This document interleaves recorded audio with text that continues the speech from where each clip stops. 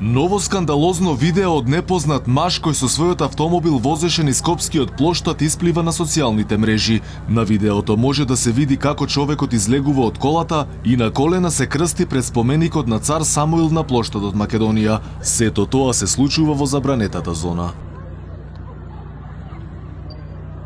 За сега нема информација од полицијата дали овој возач кој прави прекршок ќе биде казнет. Колку за подсетување, ова е трет случај поред како возачи прават сериозни прекршоци во главниот град. Минатата недела жител на Арачиново со своето луксузно Бентли буквално влета на плоштадот во Скопје и ја загрози сигурноста на присутните граѓани, за што доби казна од само 45 евра. Ден потоа друг возач исто така беше казнет, зашто возеше по тротоар на еден од булеварите во Скопје. Од Министерството за внатрешни работи веќе неколку дена се без одговор дали ќе бараат кривична одговорност од возачот на Бентлито, како што претходно кажа градоначалникот на Скопје Петре Шилегов. Нема одговор ниту пак од град Скопје дали ќе преземат активности за дополнително казнување на возачот. За разлика од Шилегов, министерот за внатрешни работи Оливер Спасовски не најави кривична одговорност, туку само посочи дека казната од 45 евра не била доволна.